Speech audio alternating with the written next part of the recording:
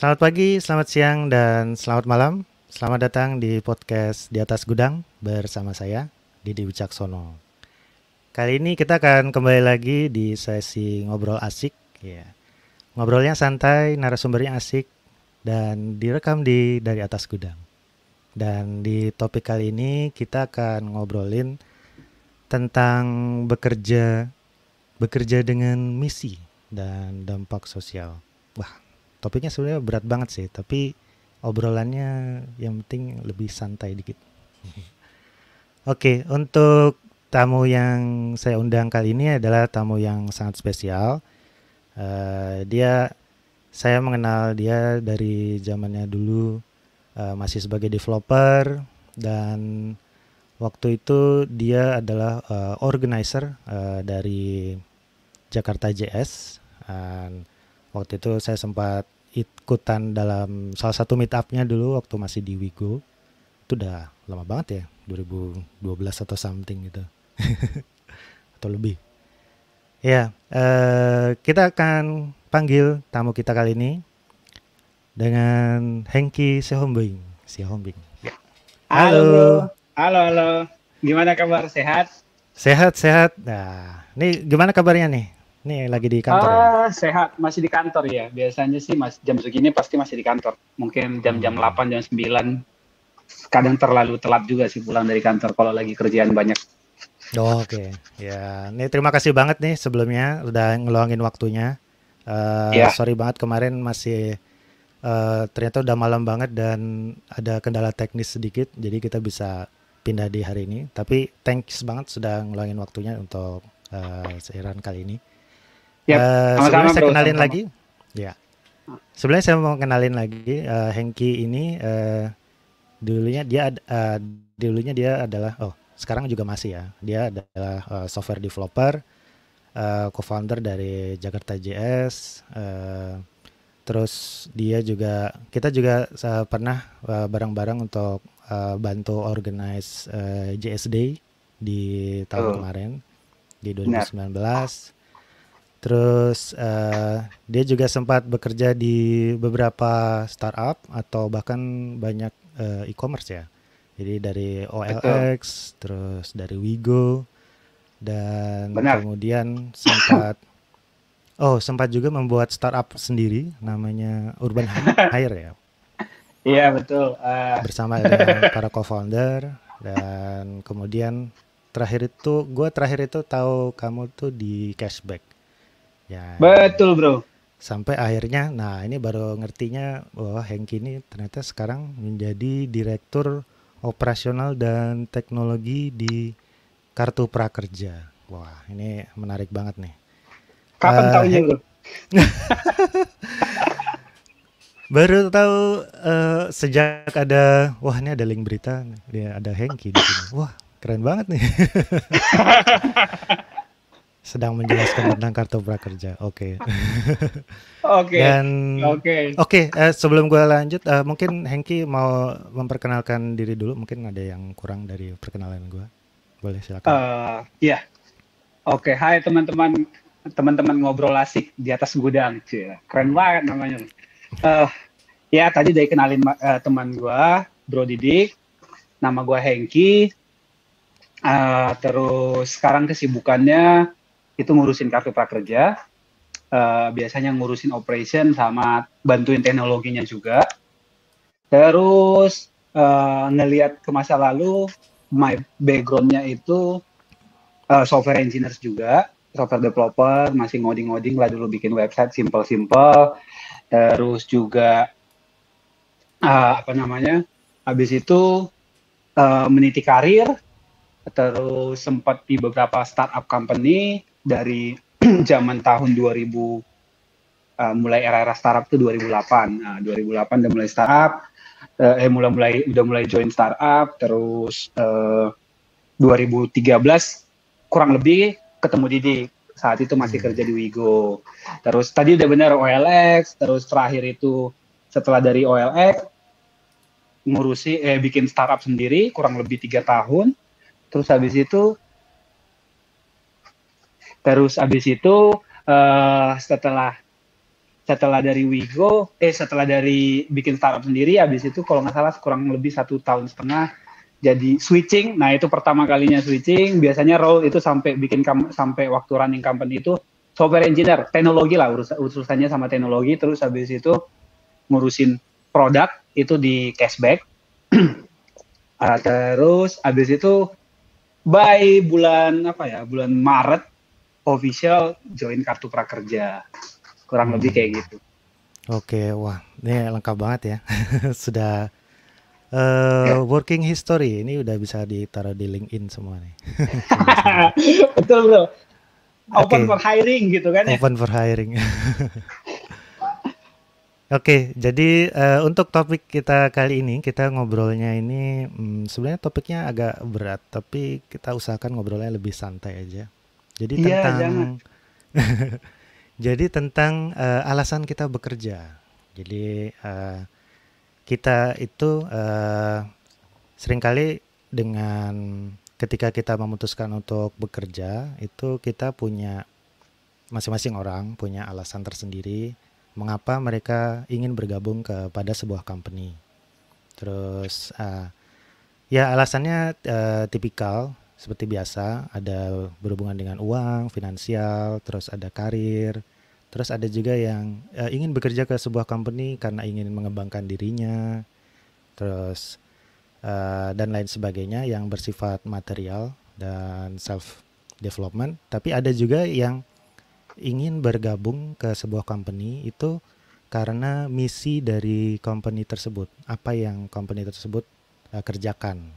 Dan biasanya itu memiliki dampak sosial yang sangat besar.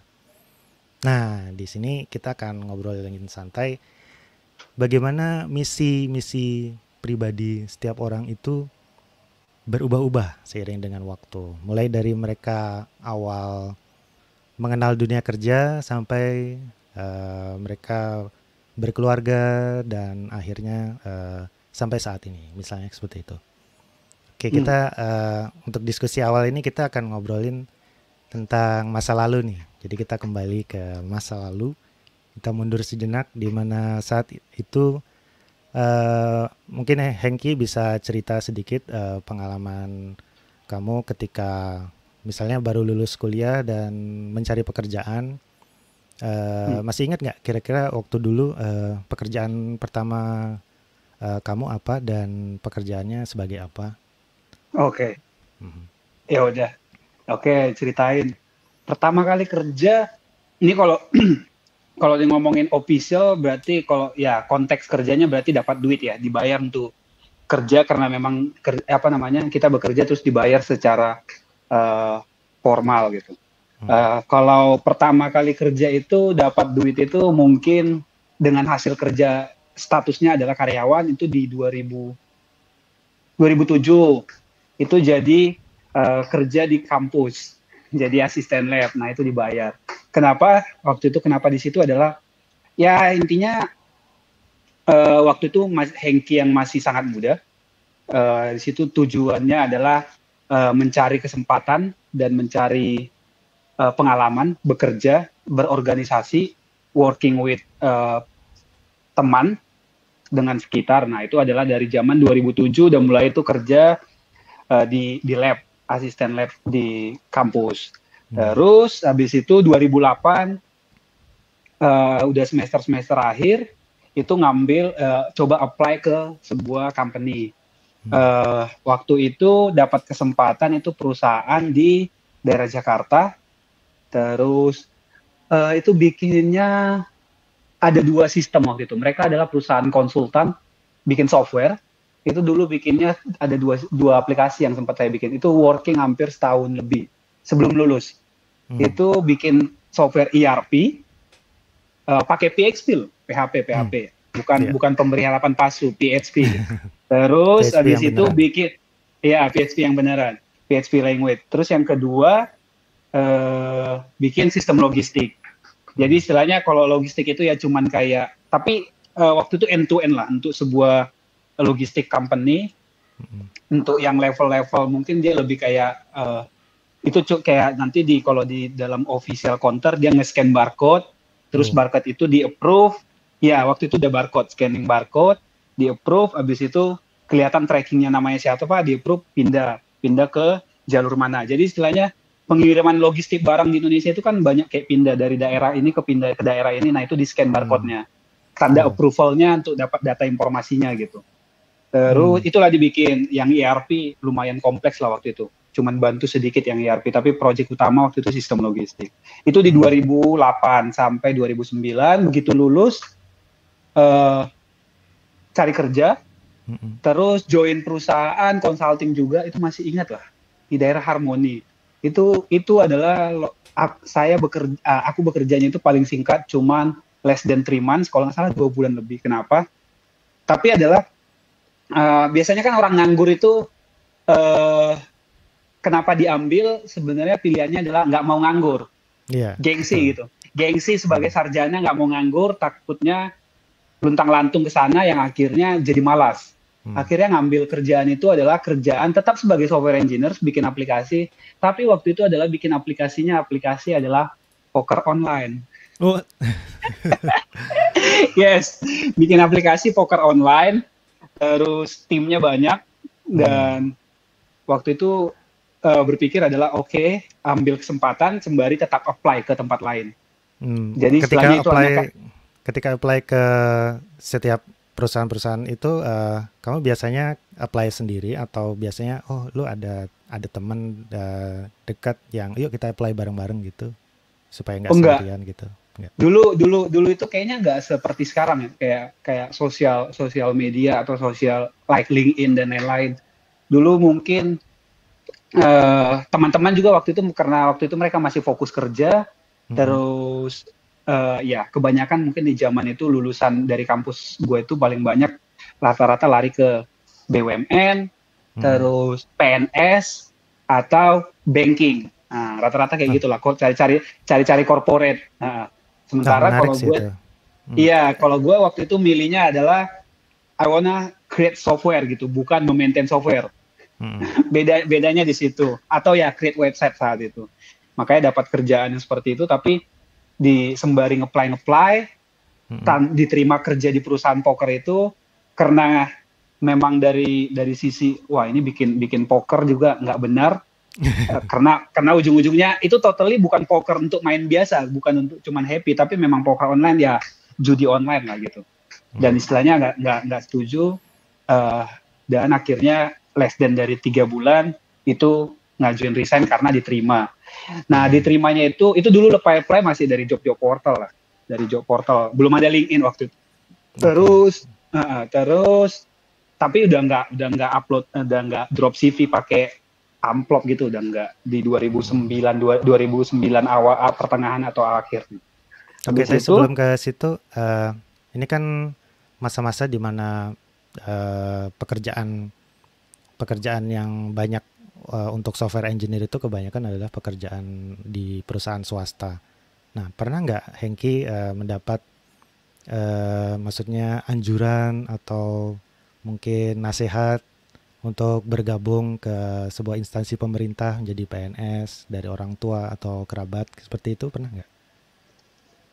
dari orang tua pernah sekali, cuman ya aku agak sedikit menentukan masa depanku sendiri gitu. Pas lulus ditawarin PNS di daerah mana ya itu ya, di daerah pokoknya back to bukan di kota besar kalau nggak salah, challenge-nya Hmm. karena ya biasa keluarga bilang ke sini nanti dibantuin sama ini. Oh, oke, satu nggak mau PNS, satu nggak mau utang budi sama kerabat. Itu Gitu. pasti problem, itu akan problem buat masa depan, when you misalkan Mulai gimana untuk bilangnya, mendapatkan iya, jabatan nanti. iya, di saat nanti lo udah menemukan titik di mana somebody will claim is because of me, bla bla bla, something gitulah. Dan Iya, iya, iya. apalagi kan ini masalah kalau misalkan itu dari teman yang nggak terlalu dekat atau nggak ada hubungan family, buat aku mungkin nggak masalah gitu. Tapi ini kalau hubungan keluarga itu kan terlalu terlalu nggak enakan nantinya gitu. Nah, udah Iya kira-kira sih, kayak gitu. sih. Kalau ditawarin ke PNS ada at the time waktu itu ada, tapi nggak pengen aja. Ya, sama juga sih. Saya juga sering kali kalau misalkan setiap kali pulang kampung mesti juga ditawarin, kenapa dek kamu nggak mau ikut ke sini gitu.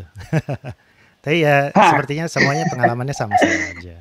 kenapa kenapa nggak mau jadi PNS bro? Bukannya enak Eh, ya? iya, enak ya, ada pensiunan segala Ada macam. Tapi pensiunan, nggak mikirin iya, perusahaan akan bangkrut. betul banget. Cuma kesulitan apa yang menjadi apa titik mengapa saya tidak mau jadi PNS itu adalah pertama upacara, terus yang Wah, kedua yang kedua mesti pakai seragam. oke, Enggak sih, menarik. itu ini candaan aja sih. Apa Candaan.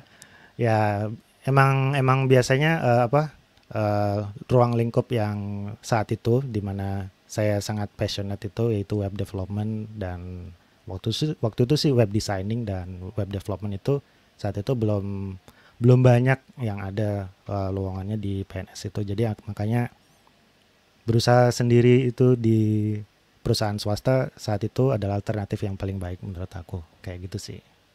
Hmm, Hmm. oke, Oke, menarik. ayo kita lanjut lagi ke Iya, pekerjaan selanjutnya. Tadi terakhir itu sampai di tadi eh, sampai cerita tentang karir yang awal-awal gitu ya. ya Makanya karir awal. jangan kasih gue nanya, nanti gue jadi moderatornya malah. Boleh boleh, gue jadinya banyak ditanya nih. Gue Oh, suka. nanti, oke nanti setelah prakerja nanti gue akan kita gantian dik. Iya boleh. Oke, tadi tadi intinya udah nyampe ke 2019 itu kerja di perusahaan software itu terus habis itu ngeplay akhirnya dapatlah itu perusahaan. Kalau aku sih kalau gue bilangnya itu the first startup karena waktu itu memang the founder itu masih muda, mungkin Hmm. itu selisih usianya sama gue itu kayak 3 tahun. Ah, Eh, 2009 kali ya. Tadi dulu bilang Iya, oh 2019. ya 2009 betul, Hmm. 2009 ketemu dia itu kalau nggak salah perusahaan tetap perusahaan software tapi banyakan dia itu create website. Terus era-eranya dulu itu 2019 mulai bikin kayak Facebook Facebook Iya, campaign, Facebook. Facebook apps. Nah, Hmm. itu challenge banget kan, tantangan banget, menarik banget ngeliatnya. Ini apa sih Hmm. Facebook apps gitu. Terus bikin campaign-campaign digital apa namanya kayak quiz-quiz gitu di Facebook gitu-gitu Iya, kan. gue masih Banyak ingat itu di mana ah, Facebook itu layoutnya masih kotak-kotak gitu, penuh dengan betul, widget gitu. kotak-kotak ada Facebook page, bisa ditempelin apps. Nah, itu menarik Iya. banget. Akhirnya Hmm. apply, diterima.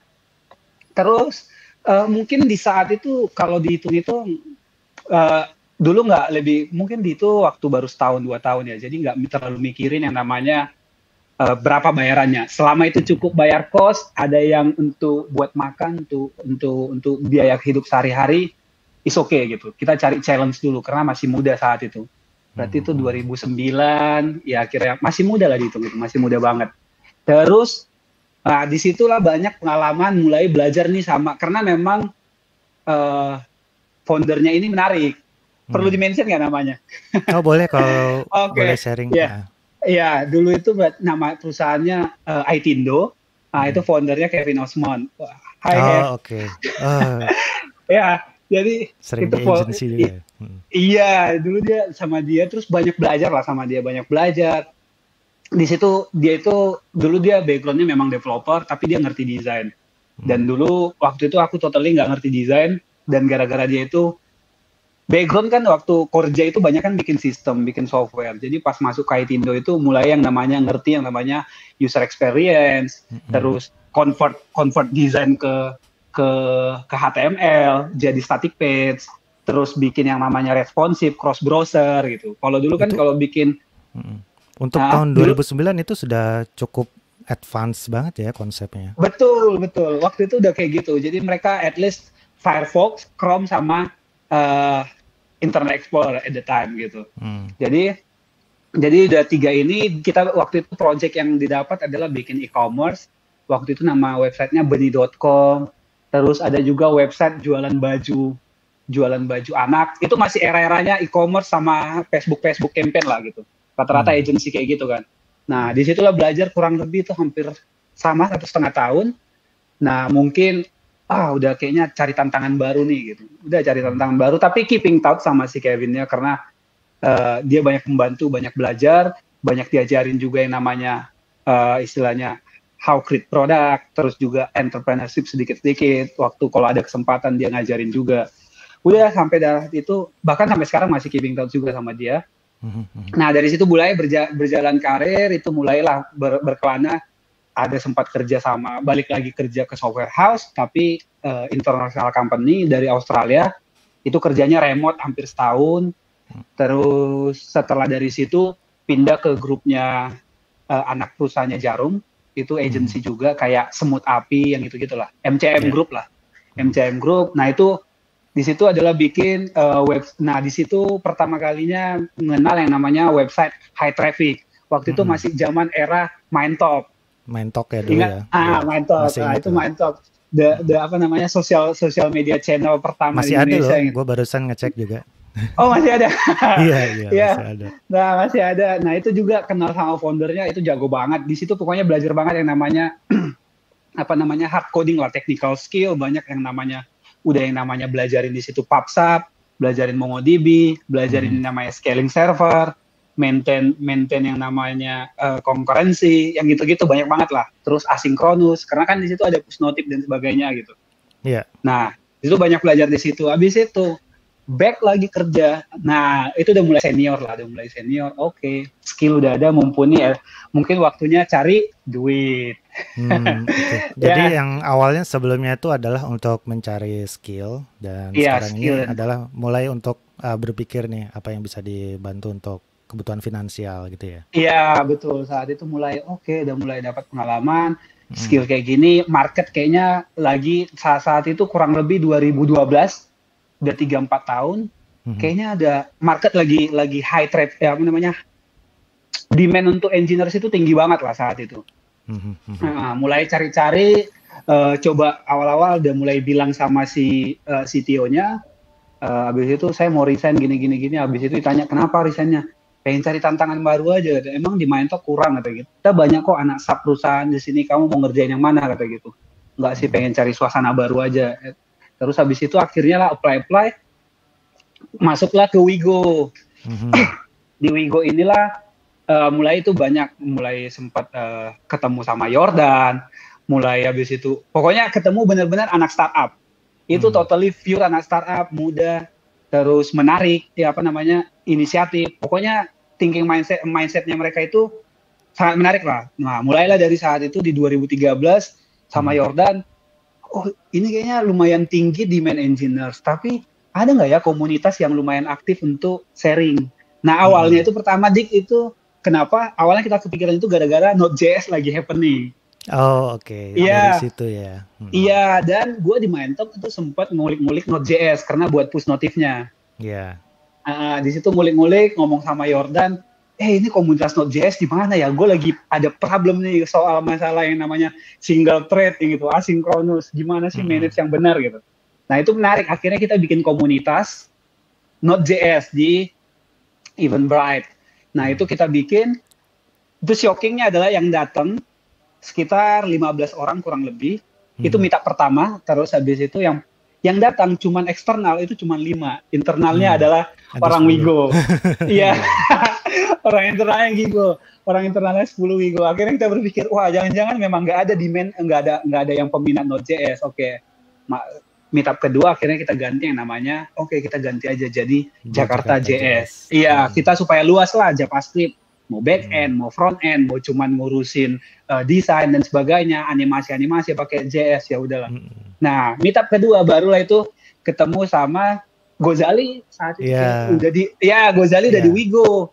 Udah masuk Wigo, akhirnya kita ceritain gini-gini. Oh, ternyata dia ngurusin Ruby. Barulah, udah bantuin dong gimana? Posting lah mulai itu ke meetup.com.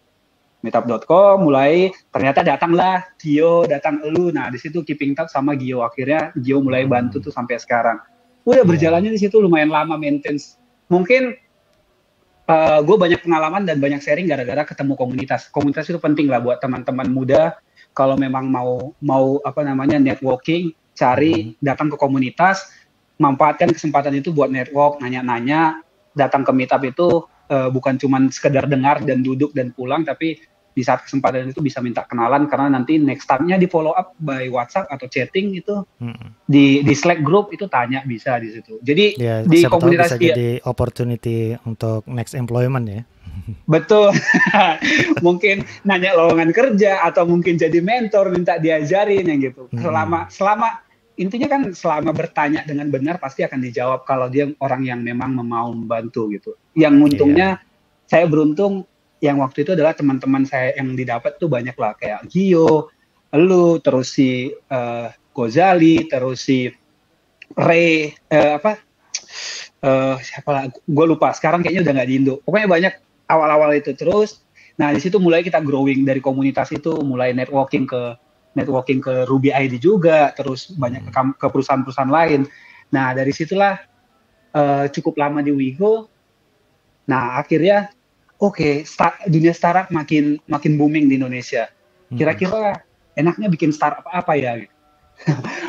Mulailah itu bikin startup kecil, dan di saat itu mulai side job. Karena kan sekarang yang dicari materi gitu. Mulai menerima pekerjaan dulu, sempat bikin project itu kayak convert design ke HTML doang, static page itu per page-nya itu lumayan dulu di zaman dulu ya, 2012 ya. 2012 sampai 2014 itu masih wow banget angkanya, karena satu page itu bisa gua charge itu 1,5 juta. Sometimes ada perusahaan itu yang minta di-convert desainnya ke static HTML, responsif, mobile friendly, itu kadang kayak sampai 15 page. Jadi kadang itu saya juga dulu ngelakuin itu juga sih. Wah, side job. Iya, itu menarik banget itu. Dan cuman cara cepat ya. Cara cepat dapat duit. Wah, itu paling menjanjikan. Nggak perlu deploy server, nggak perlu setup database, nggak perlu mikirin down system. Ini kok disubmit gagal, error, nggak perlu. Cuman convert ke HTML CSS. Dari PSD ke HTML CSS. Betul. Pokoknya di situ banyak dapat duitnya. Tapi mulai pindah ke startup dari Singapura, dia buka perusahaan Indonesia itu Gas Cloud. Nah di Gas Cloud itu dia nawarin sebagai teknologi manager dan nggak ada CTO dan yang lain, akhirnya acting as a product. Dari situlah mulai belajar bikin produk. Kenapa? Karena memang dikasih 100% semua eksekusi dari zero itu guanya yang disuruh untuk desain konsep. Waktu itu mau bikin yang kayak, kalau sekarang itu sebenarnya idenya itu kalau dilihat-lihat itu dia mau bikin kayak kalau sekarang social bus ya di Indonesia. Nah itu mirip kayak gitu. Iya, social marketing influencernya followersnya berapa, terus bisa kita bidding untuk dia postingan kita, terus kita bayar berapa. Intinya seperti itu kira-kira bisnisnya. Tapi di Gas Cloud ini berarti kali pertama lo manage orang atau sebelumnya sudah di Wigo? Oh, tadi di grup yang si Jarum sebenarnya udah. Itu mungkin manage tim small lah, kayak 3-5 orang.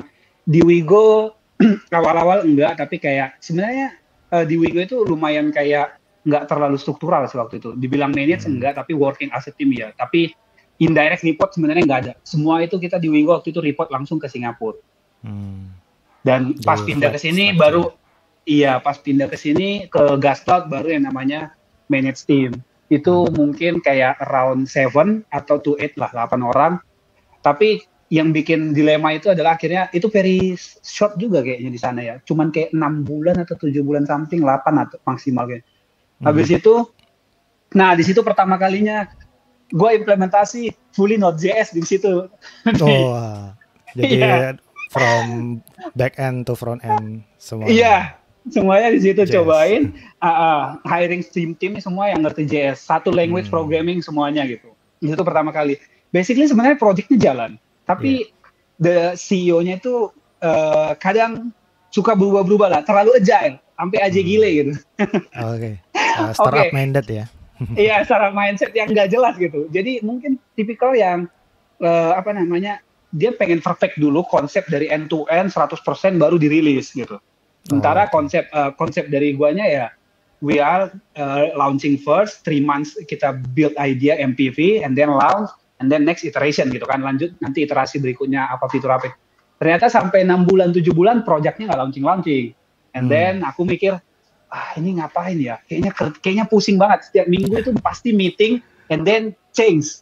Requirement berubah. Maunya seperti ini, maunya seperti ini. Wah, ini kayaknya oke, tim orang 7 orang, tiba-tiba OLX approach untuk nawarin, mereka planning untuk pindah ke Node.js saat itu di 2014 ya, 2014 itu mereka nawarin untuk pindah ke sebelumnya Node.js. Dia apa teknologinya?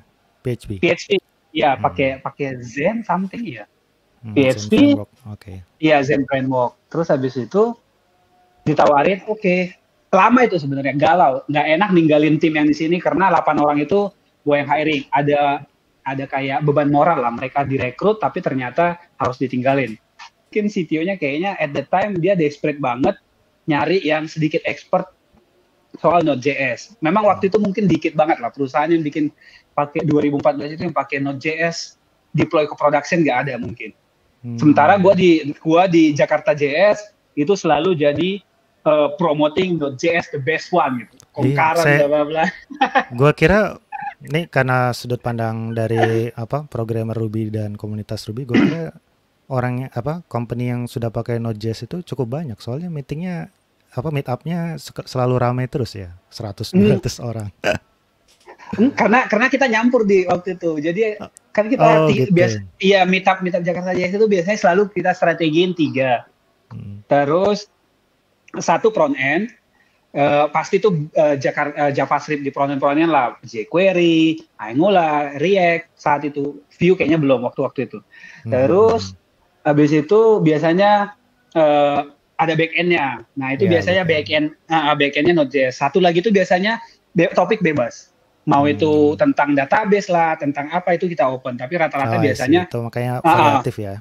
Iya, tapi rata-rata biasanya jadi 2 front end, 1 back end gitu. Nah, tujuannya back end itu udah pasti ya Node.js. Nah, biasanya ya kita cari lah startup yang mana. Intinya dengan Node.js, masalah dia deploy production atau enggak, ada beberapa yang deploy production, tapi biasanya kita pakai tools yang related sama Node.js. Misalkan dulu itu masih familiar itu Grunt, Gulp, belum zaman sekarang, Webpack mas sekarang itu zaman dulu. Kalau yang dengar Grunt itu udah orang tua pasti. Dulu masih ada Yeoman ya, Yeoman. Ada ya betul, Yeoman. Terus saya sempat ini nyoba-nyoba. Betul, Yeoman, Grunt, Gulp, ya zaman-zaman awal-awal banget itu namanya build tools untuk JavaScript gitu. Nah, balik ke situ akhirnya join lah ke OLX. Join ke OLX, basically saat itu gara-gara diberikan tanggung jawab adalah bantu migrate, yang saat itu aku nggak ditawarin, nggak mau manage tim. Gue cuma mau bantu planning, create, kasih masukan desain arsitektur. Waktu itu sama CTO-nya. Nanti cerita endingnya kita. Terus nggak punya tim, sebulan pertama cuma nanya-nanya, ngelihat tentang 2 minggu lah, 2 minggu pertama itu nanya-nanya tentang OLX seperti apa, sembari tetap bantu-bantu ngelihat codingan PHP-nya sedikit-sedikit gitu, karena biar nggak magabut juga. Tapi akhirnya nggak nyampe 2 bulan sejak join, CTO-nya dipecat. Ini plot twist banget ya. Iya, CTO-nya dipecat. Nah, akhirnya dalam hati, what the hell gitu, gue di hiring untuk planningnya si CTO, terus gue ngapain di sini gitu. Segera cari exit plan. Akhirnya ya udahlah, teman-teman yang di situ lumayan enak juga, orangnya baik. Akhirnya mereka nawarin, ya udahlah Heng, mau nggak mau lu harus ngoding PHP lagi. Oke, nggak masalah. Akhirnya ya udah ngoding PHP gitu. Ngoding PHP itu hampir setahun lebih lah, kurang lebih. Udah banyak kan bantu-bantu front end juga, ngoding PHP. Karena mereka juga akhirnya cuman maintain tools yang ada, dan mereka planning mindahin framework Zen dan lain-lain, ya itu tim core-nya lah yang ngurusin. Kocak lah. Akhirnya banyak magabut lah di situ. Iya, banyak magabut, tapi ya bantuin mereka migrasi lah itu dari PHP dengan tools yang ada dipakai mereka dari Polandia ya, dari OLX Global. Nah di situ itu kalau nggak salah heavy heavy task-nya itu adalah migrasi dari tools-nya yang di Polandia ke situ. Sampai lembur-lembur lah, nginap di kantor dan lain-lain itu. Kalau nggak salah 2-3 hari kalau nggak salah. Nah, menariknya lagi, habis itu di situ karena banyak magabut, don't know what to do, akhirnya aku udah dari 2013 udah mulai aktif-aktif ikut datang-datang sekali itu di startup lokal. Nah, lu kan itu waktu itu udah era-era foundernya lo itu. Dulu apa namanya? Lu startupnya sebelum ke di Sedapur dulu namanya. Sedapur. Mulai ikut-ikut, datang-datang, apa sih di startup lokal. Nah, ternyata bikin-bikin startup, mulai ikut lah itu gimana kok networking lah di situ, mulai lah kenal beberapa lah. Mulai dari 2000 pas di OLX, bikin apa ya enaknya ya? Oke, e-commerce udah banyak. Bikin apa ya tools yang ini. Oke, menariknya adalah kebetulan waktu itu istri adalah seorang XR background-nya. Akhirnya baru kepikiran, oke, bikin rekrutmen tools.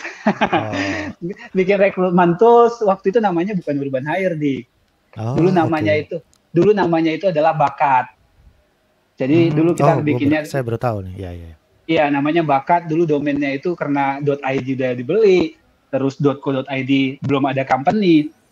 Akhirnya ya sense of produk itu datang adalah iteration first, karena kan mungkin aku udah mulai belajar yang namanya kayak model lean startup, terus bikin namanya design sprint, bikin produk kayak gitu, MPV, lain-lain gitu-gitulah.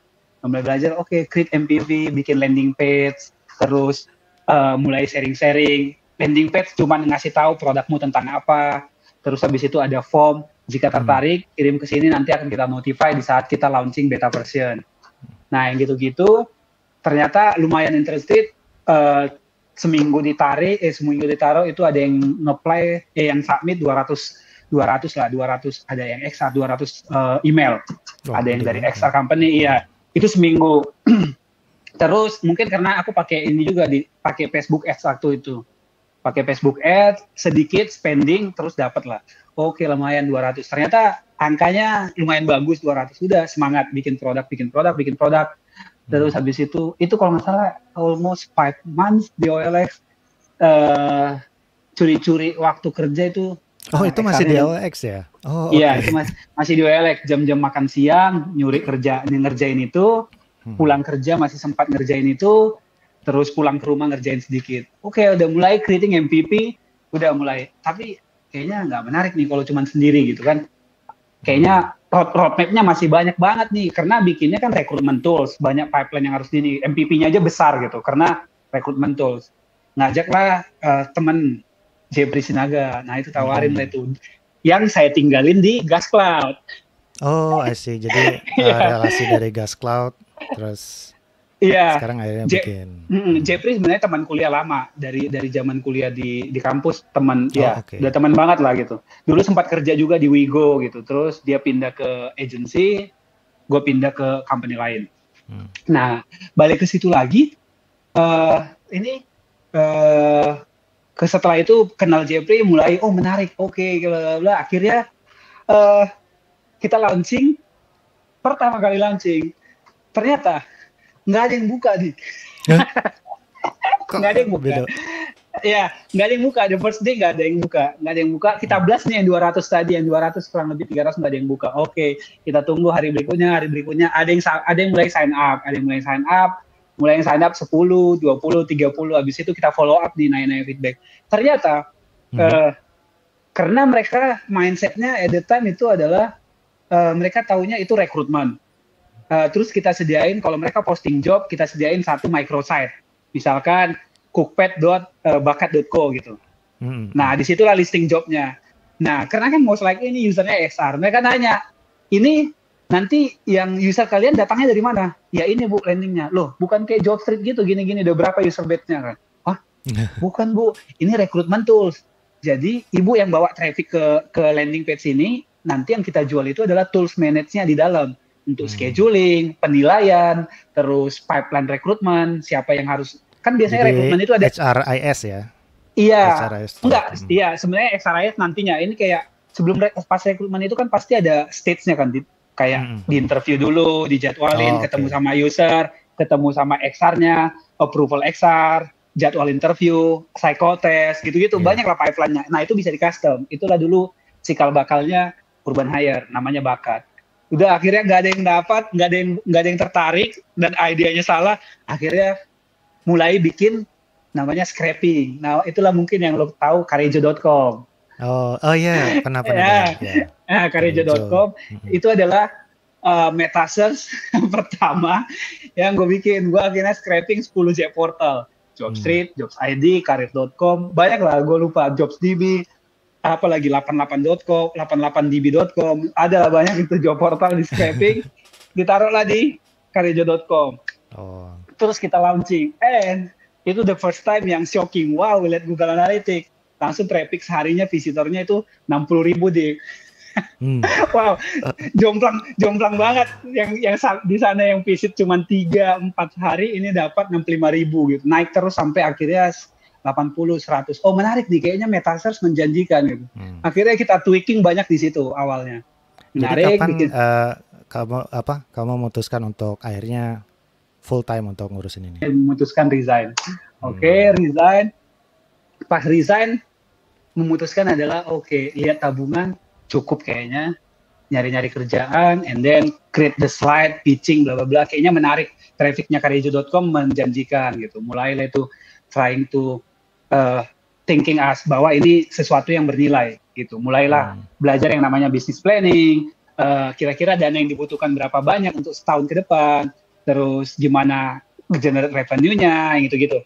Terus habis itu tetap dilanjutkan yang namanya bakat tadi, tools rekrutmennya gitu. Itu sebenarnya senjata ampuh di belakangnya yang bakal dijual. Kita hanya kamuflase dengan job portal ini tadi, metasearch. Udah akhirnya resign Oktober. Akhirnya I'm lucky, thanks God, itu Desember we are close funding. Di Desember 2015 ya, 2015 itu resignnya di Oktober 2015 Desember 2015 itu dapat funding dari salah satu venture capital. Dan kebetulan kenal juga networknya. Waktu mulai kayak gitu akhirnya kontak orangnya, hai ya udah, hai Ron, gini gue lagi bikin startup nih, gini bikin apa lo startup, baru gue mau tawarin lo join ke gue atau enggak gitu. Enggak, gue nggak nyari kerjaan Ron, gue lagi coba trying to create something lah dari gue. Oh, bikin apa katanya? Oh, menarik. Udah sampai kayak gitu. Oke, good luck kayak gitu. Udah cuman gitu. Padahal gue kontak dia itu adalah help me to find ini, gue butuh dana untuk funding. Ya, I'm looking for money untuk ngerunning di startup gitu. Udah akhirnya kayak cuman sampai kayak gitu doang. Akhirnya gue WhatsApp atau Skype, I don't remember. Gitu akhirnya kalau nggak salah diingetin, baru sekitar 10 menit baru bilang, Ron, gue butuh funding gitu. Wah, jadi ada miskomunikasi. Iya, enggak, sebenarnya mungkin gue yang salah approach gitu kan, cuma nanya, hey Ron, akhirnya ya udah bodo amat, nggak peduli. Akhirnya bilang, oke, gue butuh funding loh Ron gitu. Oh iya, gitu. Oke. Ya udah, minta email lu gue bakal kenalin sama partner gue kata gitu. Partner yang mana? Ini partner yang mana? Akhirnya dikasih lah, tahu lah namanya VC itu, RMKB gitu kan. Nah, mulai dari situ kenalan sama mereka, approaching lain-lain, dan akhirnya fundraising. Tapi dengan syarat kayak, ya itu gue sama Jeffrey akhirnya join ke sana full time. Jeffrey saat itu akhirnya resign gara-gara ya memang harus full time. Tapi saat itu dari Oktober ke Desember totally gue nggak kerja sama orang, tapi kayaknya bantuin advisor, ada perusahaan printing mau mendigitalkan bisnisnya. Nah, di situ aku ada side job juga gitu ya. Iya, jadi tapi bukan untuk bikin sesuatu, tapi help this company untuk set up the team. Bikin timnya siapa, ngebantu rekrut dan sebagainya gitu. Oke, dibayar lah, lumayan lah itu untuk nutupin dapur waktu itu. Udah Desember deal dan mulai full time di sana. Ya udah, berjalannya waktu, mulailah itu akhirnya ini ada 2 produk, kayaknya kita harus menyatukan ini jadi satu produk. Oke lah, tercetuslah namanya, ya long story short, jadilah yang namanya Urban Hire. Yes, Urban Hire gitu kan. Nah, disitulah pertama kali tercetusnya Urban Hire. Udah perjalanan, tapi syaratnya waktu itu memang jujur, memang waktu itu gue dikit experience how to running company gitu. Iya.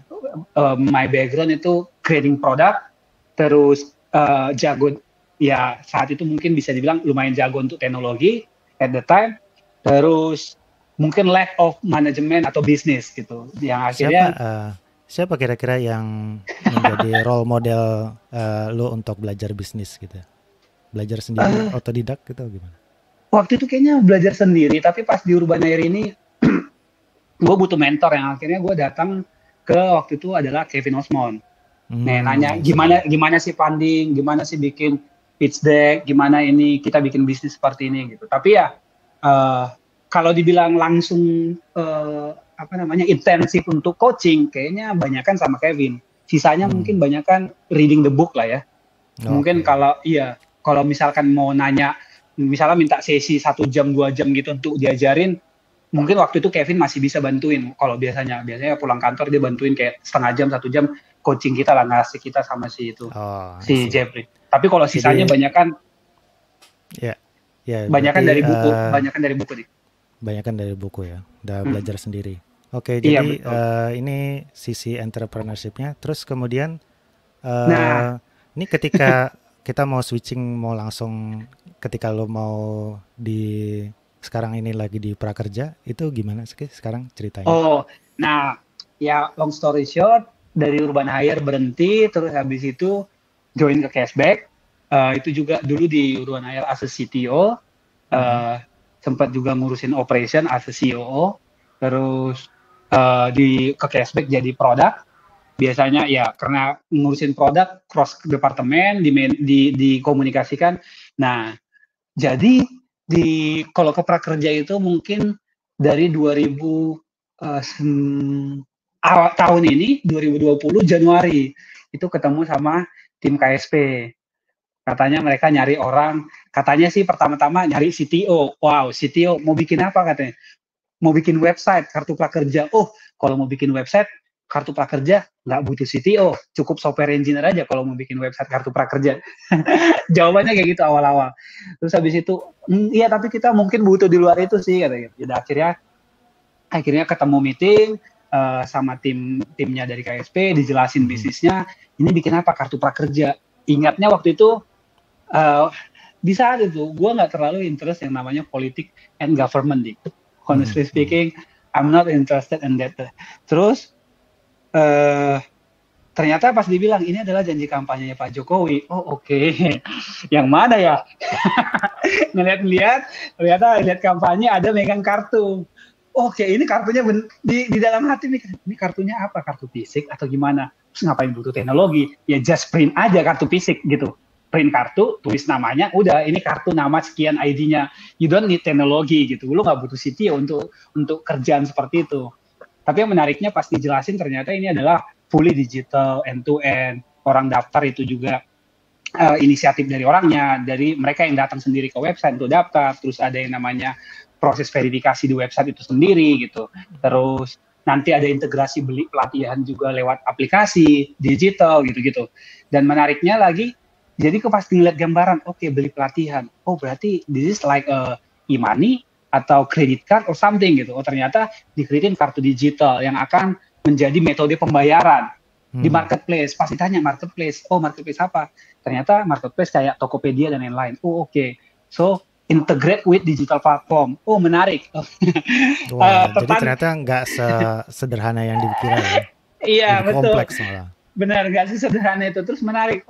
What the hell ini? Kok bisa sih ada kepikiran yang kayak gini gitu. Jadi menariknya adalah oke, seperti ini, kompleks ternyata ya. Oke, menarik.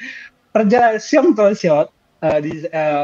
story short, setelah desain itu dijelasin tentang end-to-end-nya prakerja, mungkin nggak seperti yang sekarang terrealisasi sih, tapi waktu itu memang cukup interested lah.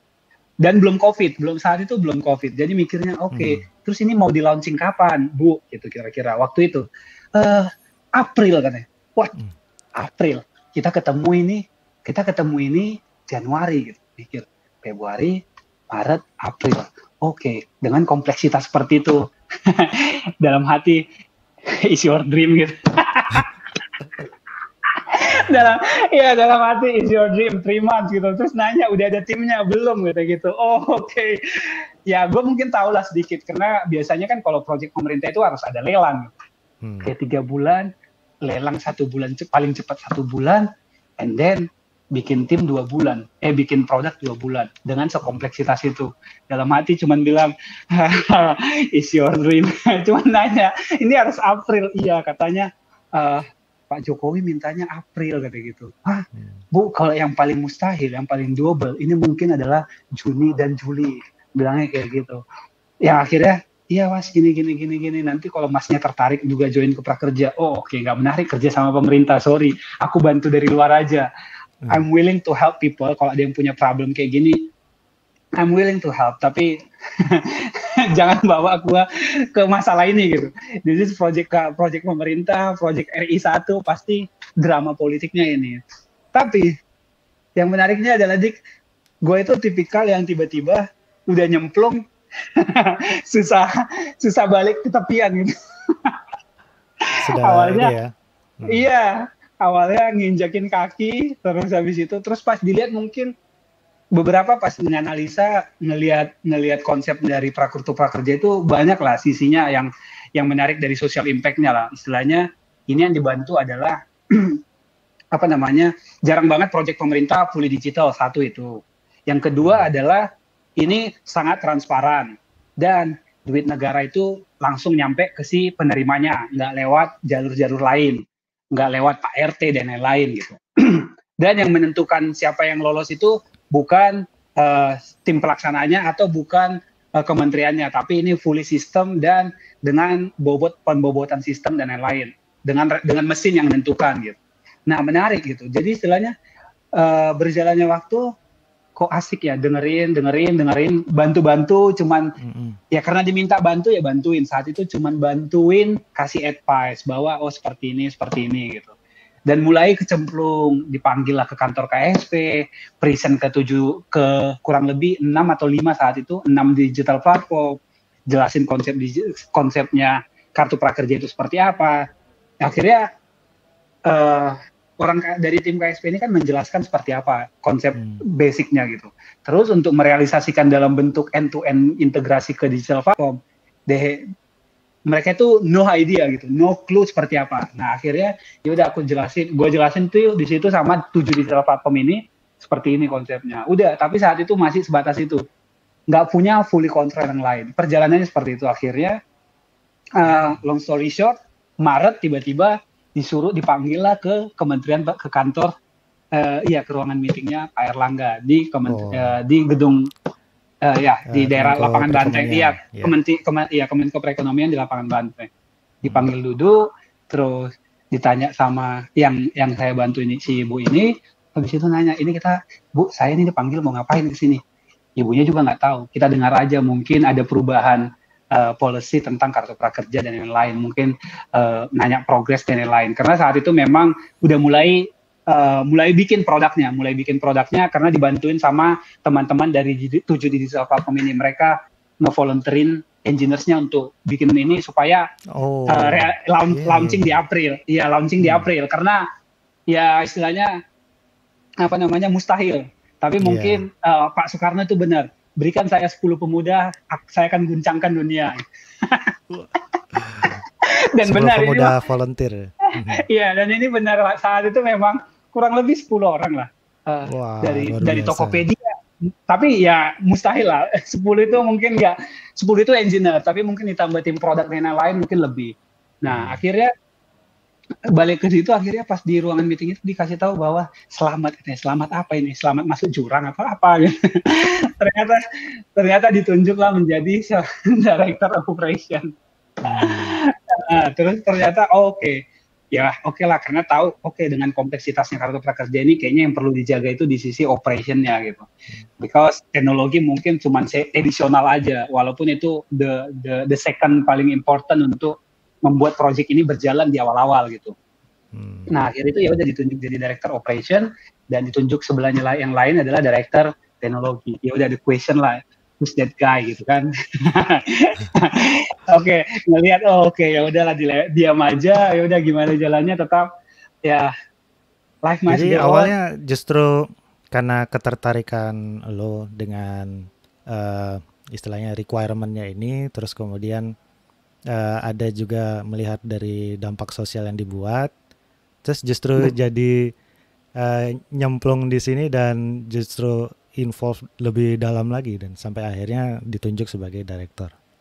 Iya betul. Sebenarnya ya karena eh, kalau dibilang social missionnya itu nomor terakhir kayaknya. Terlalu klise kalau Hengki datang itu untuk Ah, sosial. ini terlalu merendah nih. Kayaknya nih ada ininya. Bisa bisa apa? Walaupun sebenarnya motifnya itu apa untuk membuat atau problem solving, tapi justru problem solvingnya ini adalah bisa untuk punya dampak sosial yang lebih Nah, banyak gitu. yang paling pertama yang perlu diakuin adalah gue backgroundnya orang teknologi. Terus belakangan terakhir fokus di 4 tahun 5 tahun terakhir fokus di produk. And then ngelihat ini adalah fully digital, kompleks problem karena yang namanya kompleks problem di government untuk cara mensalurkan bantuan sosial. Itu yang pertama ngelihatnya. Ini impact-nya itu nyampe ke orang susah, nyampe ke orang yang membutuhkan. I don't care dulu gitu. Itu mungkin nomor terakhir. Jadi ya itu nomor problem sosial problemnya dulu ya. Iya, itu terakhir dulu, sosial problemnya terakhir. Yang dilihat adalah kompleksitas dari sebuah program. Ini mungkin cara baru pemerintah untuk menyampaikan cara baru pemerintah untuk menyampaikan bantuan, very transparan, connected ke semua berkolaborasi dengan digital platform marketplace yang ada dan menyalurkannya itu nggak cuma lewat bank. Ini pertama mungkin pertama kalinya bantuan sosial itu disalurkan lewat e-money, lewat GoPay, Link Aja, dan OVO. Biasanya kan pasti bantuan sosial itu kalau nggak dikasih dalam bentuk barang, dalam bentuk beras, terus mungkin berasnya juga yang ya begitulah, terus kemudian mungkin dalam bentuk tabungan dikasih ke rekening, atau diminta rekening-rekening BNI, rekening Himbara lah, seperti itu, Bank BUMN, habis itu ditransfer ke sana bantuannya gitu. Jadi kayak cuma kalinya yang terintegrasi dengan digital wallet. Betul. Kita ada integrasi ke digital platform, kita ada integrasi ke bank BUMN-nya, kita ada integrasi ke e-wallet, kompleks, menarik gitu. Wow, ini kayaknya sebuah masterpiece kalau buat gua sih melihatnya kayak gitu. Itu yang pertama. Dan yang kedua adalah ini tujuannya adalah meningkatkan kompetensi gitu. Wow, menarik gitu. Kenapa? Perlu istilahnya era digital. Kalau di waktu itu kan memang dibilang targetnya adalah untuk meningkatkan kompetensi, bukan untuk orang-orang pengangguran, bukan. Enggak, tujuannya bukan orang pengangguran, buat semua orang yang ingin meningkatkan kompetensi gitu. Terus yang diberikan itu adalah pelatihan, dan insentif itu bukan seperti sekarang 2,4. Dulu itu mungkin insentifnya cuma 300.000. Jadi yang difokuskan itu adalah belajar. Karena ya balik lagi, ya gue orang komunitas sama kayak lu, goal kita pasti adalah mendevelop orang-orang ini di saat datang ke komunitas dan growing dari community yang mungkin pembicaraan topik yang cukup deep di komunitas. Ya belajar lah. That's why gue juga sama teman-teman di Deep Tech juga very fokus yang namanya nge-upgrade skill dari engineer kita, orang-orang digital kita gitu. Nah, itu adalah Nah, itu yang pertama yang gue lihat, bahwa project programnya itu gue nggak terlalu peduli bahwa ini social impact, membantu COVID. Waktu itu kan belum COVID. Nah, belum. Justru iya, belum waktu itu kan. Jadi ngelihatnya adalah, wah ini menarik. Bantuan sosial buat pelatihan, meningkatkan kompetensi buat orang-orang Indonesia ini biar tambah pintar. Walaupun mereka udah pintar banget, pintar nyinyir gitu. Oke, mungkin aku mau lurusin nih sebelumnya. Jadi yang kau bilang itu social mission itu bukan dalam rangka bantuan sosial gitu, tapi justru mengembangkan komunitas ini juga adalah dampak sosial yang diinginkan juga kan. Iya. Supaya mereka naik level gitu dan betul. bisa kompeten. Iya. Nah, alasannya yang menarik ya itu satu, yang tadi dibilang kompleksitas, the way pemerintah itu memberikan bantuan, terus targetnya itu awal-awal. Makanya sekarang sih gue masih penasaran kalau memang prakerja ini balik ke konsep awal untuk meningkatkan kompetensi, sehingga yang kita seleksi itu memang orang-orang yang layak gitu. Gue nggak mau ibaratnya lu ngasih beasiswa buat orang yang bodoh, ya tetap aja akan bakal bodoh sih gitu. Karena ya memang minat dari niat belajar dan yang lain juga nggak bakal, ya istilahnya udah bodoh, niat belajar nggak ada, ya nggak bakal pernah pintar gitu. Intinya seperti itu kan. Yang punya inisiatif untuk terus belajar gitu ya. Betul, karena kalau dilihat kan pelatihannya kayak dikasih duit beasiswa gitu. Wah, waktu itu mungkin kayak 5 juta, gue langsung berpikir, wow ini menarik banget. Apalagi kalau misalkan bisa pelatihannya itu ya sekelas-kelas kayak ini lagi, kayak Coursera, Codecamp, terus apalagi ya di Udemy juga banyak yang bagus-bagus gitu. Kalau dapat pelatihan-pelatihan kayak gitu mungkin ini, aku kan ngeliatnya dari komunitas, kayaknya nanti orang kita akan suruh daftar kartu prakerja, mereka akan dapat pelatihan ini dan mereka akan semakin pintar, because we need more engineers, the good engineers in Indonesia gitu, karena era-era digital gitu. We need it even more sekarang nih. Iya, even more. Sekarang banyak, tapi ya good-nya ya kurang gitu. Nah, menariknya yang di situ, intinya yang kayak gitu, dan akhirnya setelah sekarang berubah ternyata jadi COVID, ya kalau dilihat sekarang ya akhirnya shiftingnya, fokusnya prakerja adalah gimana untuk menyampaikan bantuan ini sesegera mungkin kan. Ya intinya karena ya ini namanya udah balik lagi di balance antara meningkatkan kompetensi dan menyalurkan untuk orang-orang yang terdampak COVID, yang mereka butuh duit segera. Iya betul, yang akhirnya kayak gitu. Jadi kalau dibilang the big reason why I'm coming to prakerja is bukan soal membantu yang lain-lain, bentuk enggak, ngelihat sebenarnya ini adalah visi ide yang terbaik yang nggak tahu ya, mungkin karena gue juga terlalu jarang ngikutin perkembangan di government. Gue nggak tahu program-program pemerintah seperti apa yang benar-benar fully digital atau nyampe menyalurkan dananya itu dengan digital end to end. Gue nggak tahu, tapi yang menarik adalah ngelihat pas awal-awal, wah menarik nih konsepnya ya. Terus yang menariknya adalah intinya ada orang punya ide seperti ini gitu. Terus kalau nggak mau, kalau istilahnya ada kesempatan kita mau ngebantu, kayaknya sayang banget enggak gitu. Apalagi kenapa enggak gitu ya. Iya, buat gue yang passionate on di bagian on creating the product, creating inovasi gitu. Ini kan sebuah inovasi baru dari pemerintah gitu ya. Ya yang membuat gue cukup menantang dan menarik. Ya mungkin if this project is maksudnya if this project nggak menurut gue, kalau ngelihatnya dengan konteks gue sebagai orang digital, orang teknologi dan orang produk, gue ngelihatnya if this project fuck up, sorry, kalau project ini nggak tepat sasaran, nggak impactful, ternyata dampak ekonominya atau ini, sistem ini bisa dipakai gitu. Hanya masalah targeting orangnya gitu. Jadi ya menurut gue adalah ya we create the system yang mungkin ini akan bisa di reuse for the next program lain dengan konsep yang beda, dengan target yang beda, dengan tujuan yang berbeda. Tapi yang mau di-create adalah ini adalah konsep dan pengen ditunjukkan bahwa dari guanya sendiri misi pribadi gitu. Misi pribadinya adalah pengen menunjukkan bahwa kita itu government kita kalau memang mau pasti bisa gitu ya. Ini hanya masalah timing lah. Yang namanya inovasi itu nggak bisa kayak membalikkan telapak tangan lah ya, Dik ya. Nggak over. There is no such thing as creating the product itu like overnight success. Pasti ada bolong-bolong ya. Yang namanya bikin produk itu pasti ada iterationnya ya.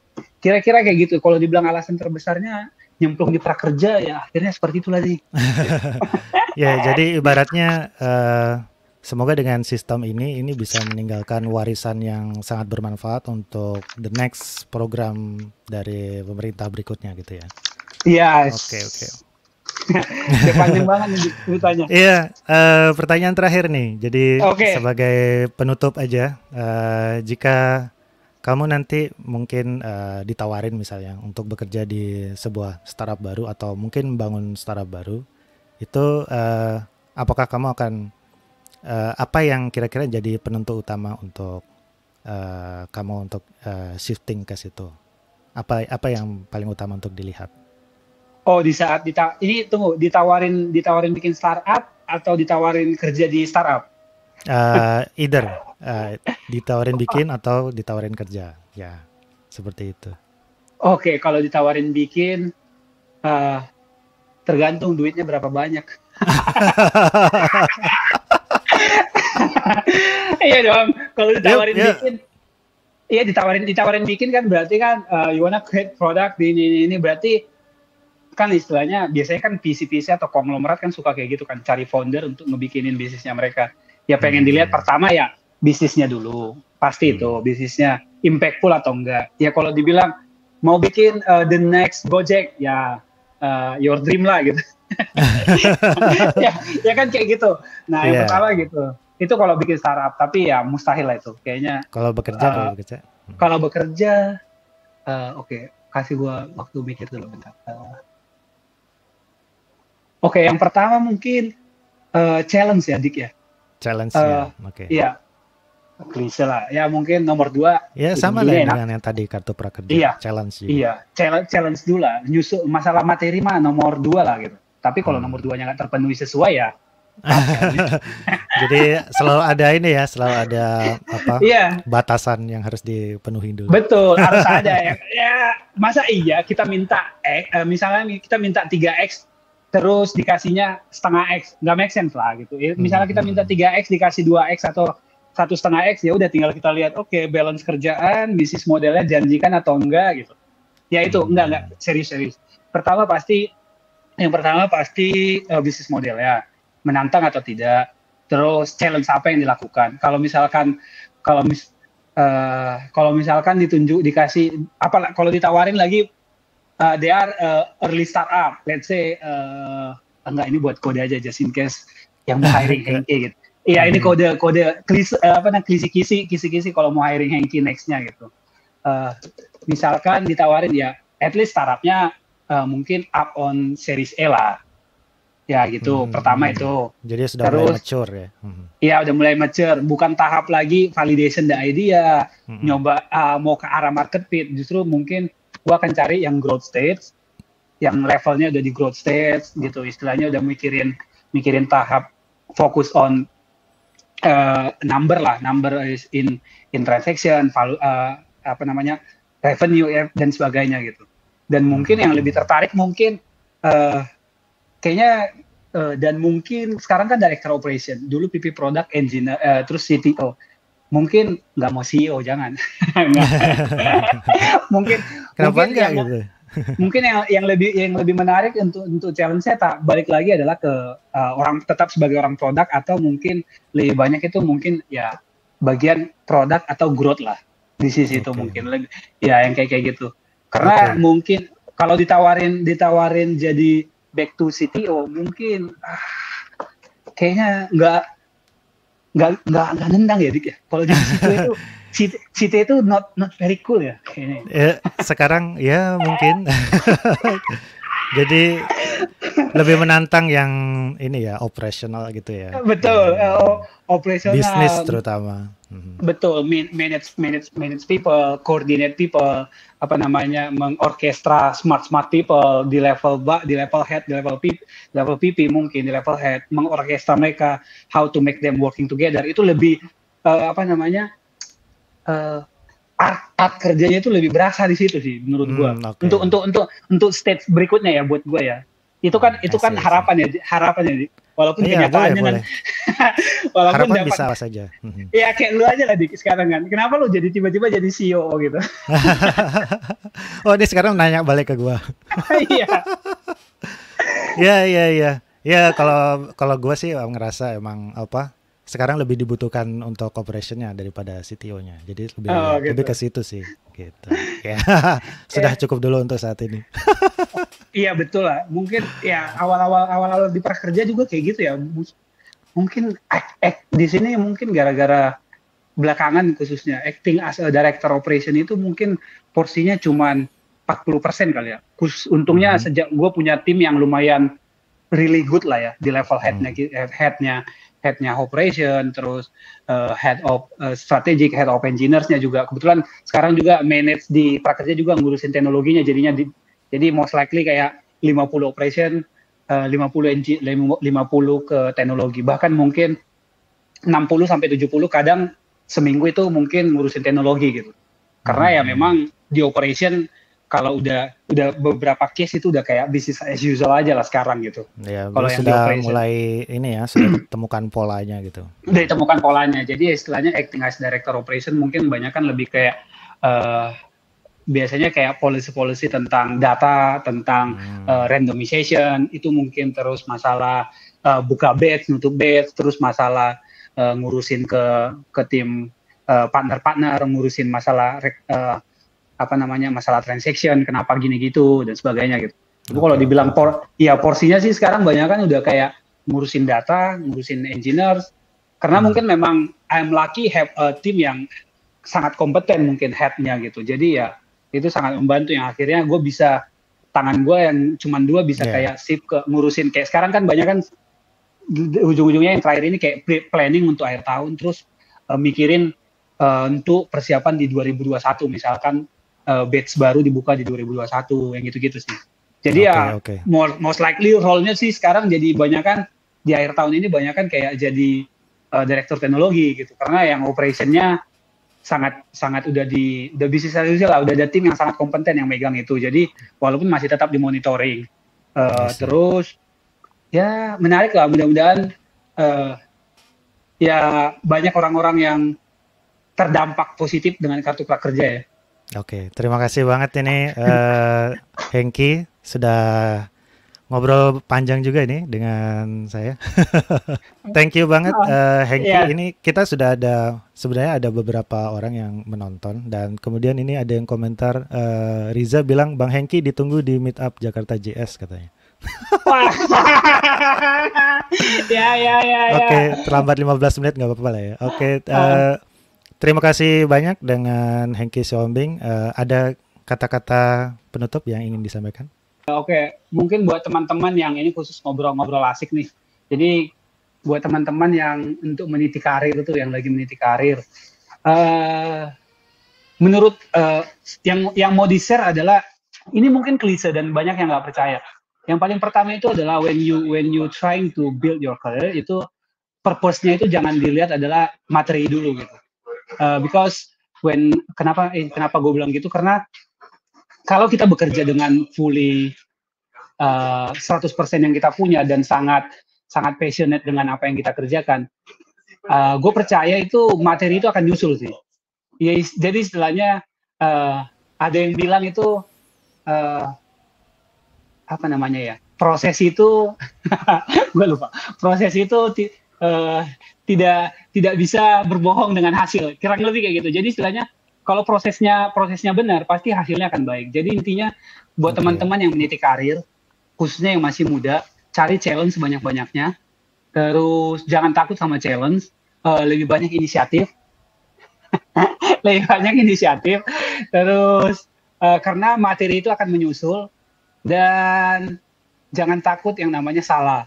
Hal yang salah itu lumrah. Hal yang namanya gagal itu lumrah. Cuman ya 7 kali gagal, ya 7 kali bangkit. Mungkin yang ke-8-nya sukses gitu. Jadi mungkin itu kali gue nggak pintar bikin kata kasih. Oke, itu aja udah, terima kasih banget. Dan oke, sampai di sini di ngobrol asik bersama Hengki Siombing di podcast Di Atas Gudang. Terima kasih dan sampai jumpa bagi teman-teman semuanya.